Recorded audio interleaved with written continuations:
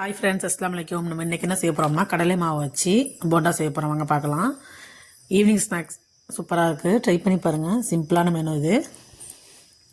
இதுக்கு தேவையான பொருள் 1.5 கப்பு கடலை மாவு, 1/2 கப்பு அரிசி மாவு, கரம் மசாலா 1 ஸ்பூன், மிளகாத்தூள் 1/2 ஸ்பூன், சால்ட்டு உங்களுக்கு தேவையான அளவு போட்டுங்க.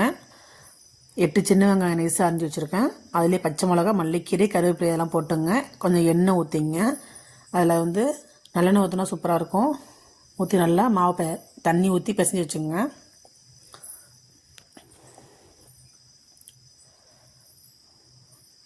இந்த போண்டாவுக்கு தேங்காய் சட்னி சூப்பராக இருக்கும், ட்ரை பண்ணி பாருங்கள்.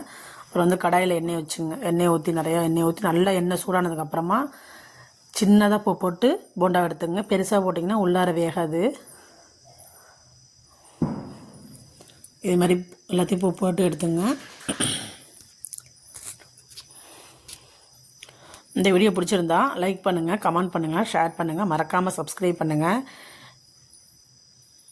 போண்டா சூப்பராக இருந்துச்சு, நல்லா மொறு சூப்பராக இருந்துச்சு, கிறிஸ்பியாக நல்லா இருந்துச்சு. நீங்களும் ட்ரை பண்ணி பாருங்கள். இந்த போண்டாவை போட்டு தேங்காய் சட்னி வச்சு சாப்பிட்டு பாருங்கள், அப்படி தான் டேஸ்ட்டாக இருந்துச்சு.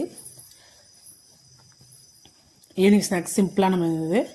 சிம்பிளாக செஞ்சு பிடிச்சிருந்தா லைக் பண்ணுங்கள், கமெண்ட் பண்ணுங்கள், ஷேர் பண்ணுங்கள், மறக்காமல் சப்ஸ்கிரைப் பண்ணுங்கள். அஸ்ஸலாமு அலைக்கும்.